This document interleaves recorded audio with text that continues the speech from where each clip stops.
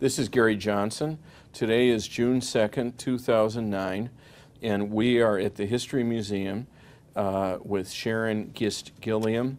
This is a continuation of her interview, which began in another session.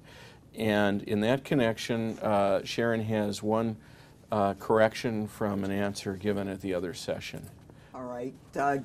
Gary, you stated, and I readily agreed, that my appointment by Richard M. Daley to the CHA Board of Commissioners was my first appointment by him, and it was not. In 1995, when Richard M. Daley took over the public schools, I was one of the appointees to what was then called the Reform Board of Education. It was a 5-member board headed at the time by Gary Chico, and I was part of that group of 5 folks. Paul Vallis was the what had been called the superintendent of the schools, but was now called the CEO. Well, as long as you're raising another whole chapter in your public service, why don't you explain what that other school-related board was and what your memories are of those years? All right, well, the schools had been probably for really 25 years in a state of disrepair, shall we call it. And finally, the mayor, in effect, took over the schools. Now, the mayor had always appointed or had a hand in appointing the Board of Education and had always controlled that board to a greater or lesser degree, depending on who was mayor at any given time. The current mayor, Daley, got legislation passed in Springfield, giving him the ability to have unfettered control over the schools. He appointed the board, in fact, determined the size of the board. This was a much smaller board than there had been. It was a 5-member board. Appointed the board without the advice and consent of the council. Most major boards, even though they have mayoral appointees, it's with the advice and consent of the council. And he got to appoint the CEO, the head of the schools, and I think all of the major department heads, the chief executive, the chief education officer, the chief finance officer, those folks. And at the time, this was a fairly radical notion, because if you will remember, and those who know school policy throughout the U.S., in probably the 1940s through the early 1950s, there was a real movement around the country to take boards of education in schools out of the hands of the politicians, because, of course, the politicians had behaved in all manner of inappropriate ways with regard to the schools, so that it was very much a part of the Chicago ethos that politics did not get involved with the schools, and you kept the grubby paws of the mayor and the aldermen out of the schools, lest you see the same kind of behavior in the schools that you had in other parts of local government. But the irony, though, when you say that, is that yes, the mayor is now taking political responsibility, but from your listing of the members who were appointed, these are blue ribbon figures. Right. These are not political figures. So the mayor, in effect, accomplished the same thing.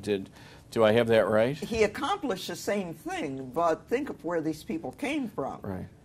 I had been a part of city government for years. Right. I was never on the political side. I was always on the governmental side. Right. Paul Vallis had been the city's budget director. Gary Chico, while he's a lawyer, and by that time was in private practice, I forget where, had at one time, in fact during council wars, he worked as a staffer for Ed Burke in the Finance Committee.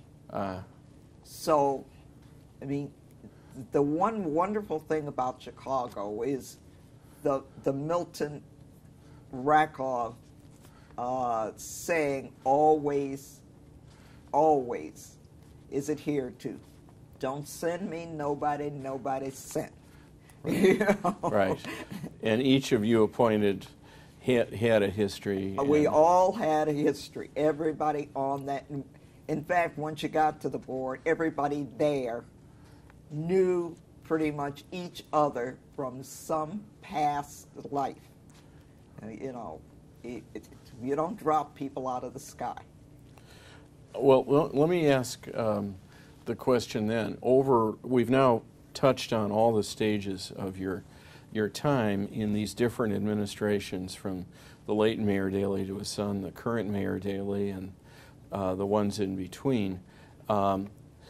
What changed over those years? The point you've just made now is a feature that seems did not Constant. change. Right. A constant. There are some constants. What were some of the things that did change?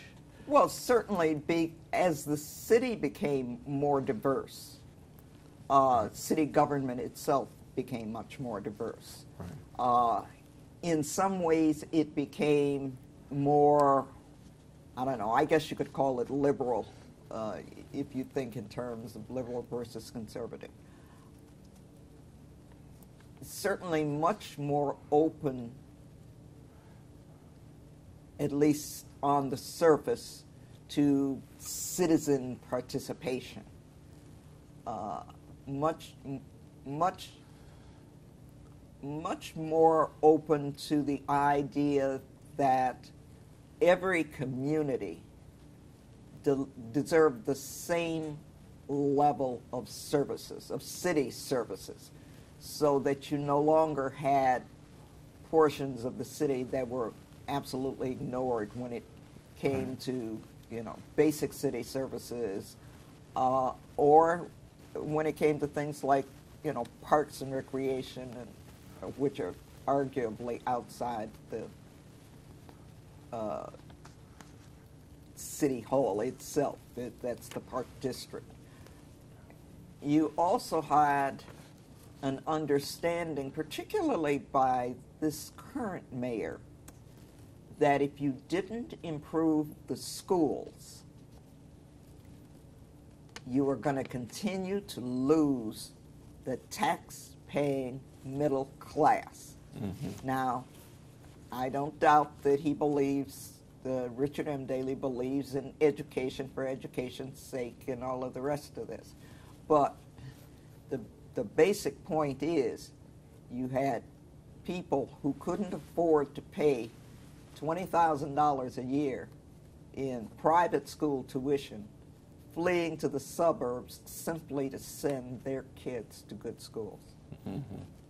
And, you know, those are just some of the things that changed. And, of course, the other thing that changed was just the passage, like the Shackman decree, which, for all intents and purposes, outlawed out-and-out patronage. Looking back, what do you think was the most significant local political issue of the years that you were involved in city government? Whether a continuing issue or just one crisis that occurred during this period? Well, clearly the most significant, well, I don't know. There were a couple. Just Harold Washington winning the election in '83. Mm-hmm. I mean, that meant a sea change in Chicago. And the ensuing council wars. Probably people paid more attention to local government during that 3-year period than they ever had before, or they have since. Right. And then certainly the death of Mayor Washington, where everything was up for grabs, and nobody could figure out who was on first. That was a big deal, and then the restoration of the Daley family Right. being in charge. What in that connection, why do you think it has been that the Daley family has held on to political power for so long?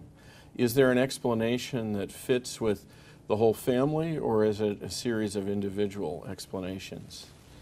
No, I think there are some basic concepts that they hold dear, both father and son, and which they drove through all of the department heads and people in positions of responsibility.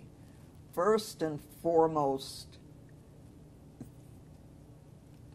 neither the father nor the son had aspirations to higher office. As far as they were concerned, being the mayor of Chicago was the pinnacle of a career. That's all they were interested in, which meant that they took very seriously running the city well. They clearly understood, and I kind of believe this too, that what the tax-paying citizens want is good, reliable, basic city services. Mm-hmm. Pick up the garbage reliably once a week at least, fix the curbs and gutters, sweep the streets, get their kids in a summer program at the parks, when they're out of school,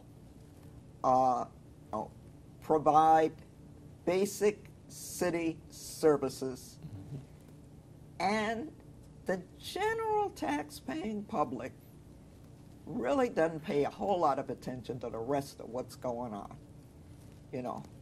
How you awarded the contract for the street sweepers is not their concern. Their concern is, did the streets get swept? And the other thing they understood is, while you're providing these good basic city services, you cannot have confiscatory taxes.